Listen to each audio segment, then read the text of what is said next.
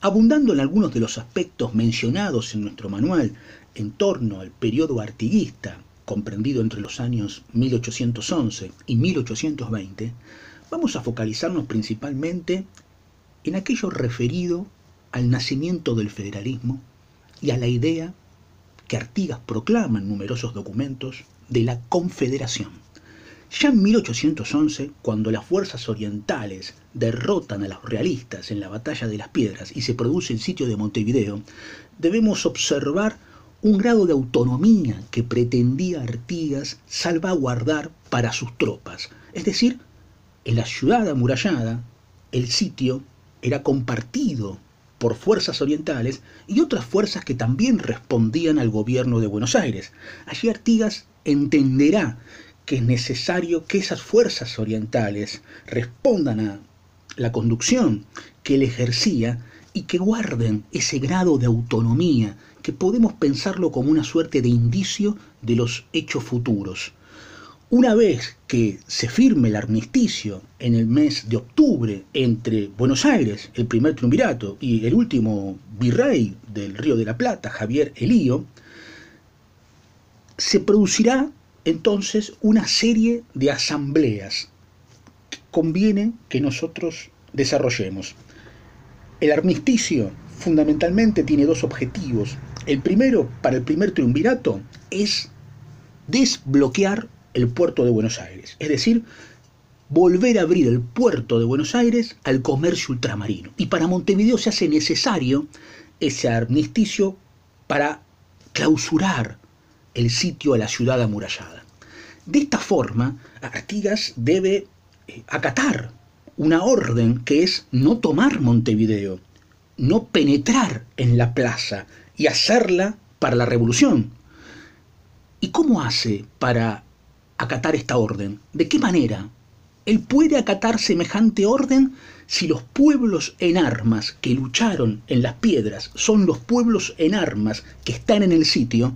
Esto implica hombres y mujeres, gauchos, afrodescendientes, originarios, paisanos, arrieros, vaqueanos, criollos, blandengues, hacendados. ¿Acaso no debe consultarles? Si debe consultarles, ¿qué es lo que hará? Aquí vemos otro germen de lo que será el federalismo, porque ese grado de autonomía que decimos Artigas pretendía conservar para sus fuerzas, aquí se desarrolla, aquí tiene un crecimiento. Y Artigas, por supuesto, convoca a representantes de esos pueblos que componían el territorio habitado de la antigua banda oriental del Virreinato del Río de la Plata, para que observen qué conducta ha de seguir esas fuerzas orientales, que son los pueblos en armas. Bien, se producen tres asambleas. La asamblea de la panadería de Viral, donde, en definitiva, los representantes resuelven aceptar el armisticio y acatarlo. Próxima asamblea, Quinta de la Paraguaya, se resuelve que Artigas es general y jefe de los orientales. Siguiente asamblea, Río San José, se da paso al proceso migratorio, es decir, la redota, o sea, el éxodo oriental. Esto sucederá en los próximos días. La marcha de estos hombres, de estas mujeres, de estos niños y estos ancianos, es decir, la marcha de estos pueblos, es hacia la Yubí, la actual Concordia, Entre Ríos. Entendemos ahí entonces un modo asambleario de plantear las deliberaciones. No vemos allí a Artigas siendo quien resuelva. Vemos un proceso que se está dando donde hay participación, vamos a decir, democrática. Es una democracia incipiente, donde, por supuesto, quienes ocupan cargos jerárquicos en una suerte de estratificación social que claramente existía en la campaña, tienen en los mayor capacidad de voto, ¿no? Los hacendados fundamentalmente. No obstante, participan de esos mismos conglomerados tumultuosos que debaten y resuelven los criollos, los indígenas, los paisanos e incluso los afrodescendientes. Es interesante entonces esa ese igualitarismo social que está planteando Artigas, que por supuesto lo planteará después también con la utilización de la montonera, ¿no?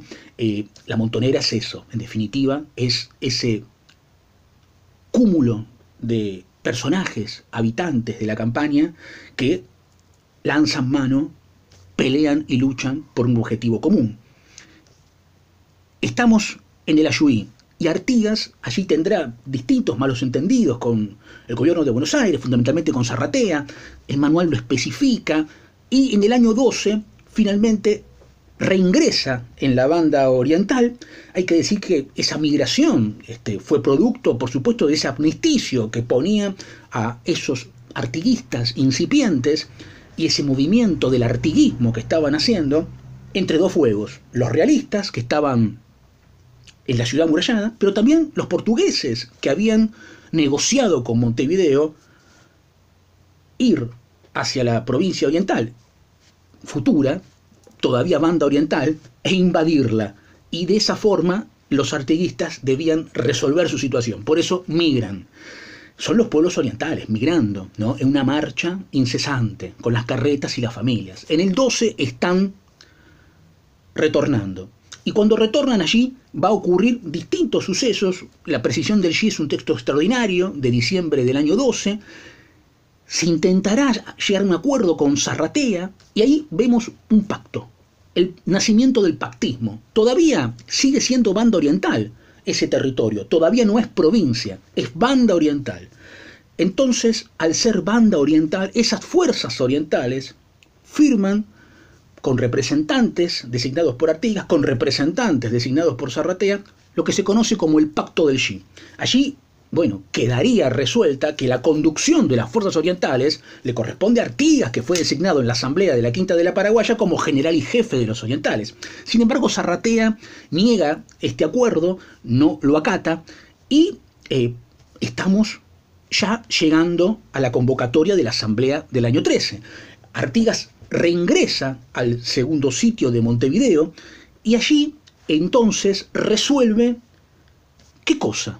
¿Cómo se elegirán a los representantes de esa antigua banda oriental para que asistan a la asamblea del año 13? ¿Los elegirá a dedo Artigas? ¿Quién será quien nomine a los diputados? Artigas organiza un congreso.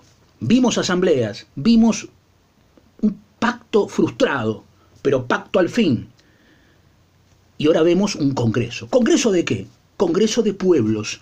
¿Qué pueblos? Los 23 pueblos orientales que componían el territorio de la antigua banda oriental del Virreinato del Río de la Plata envían representantes. Y esos representantes son aquellos que en el Congreso de Abril o de Tres Cruces o de Peñarol, allí van a establecer ese documento extraordinario que son las famosas instrucciones. Bien, estamos en el año 1813. Ese ha sido el primer congreso artiguista, un congreso de singular importancia, porque allí se establecen las bases del sistema. ¿Qué es el sistema?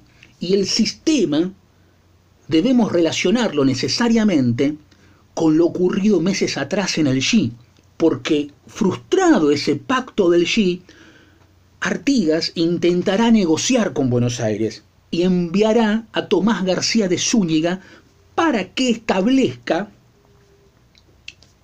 una formulación acorde a los intereses de los pueblos orientales, pero también al pueblo de Buenos Aires. ¿En qué consiste esto?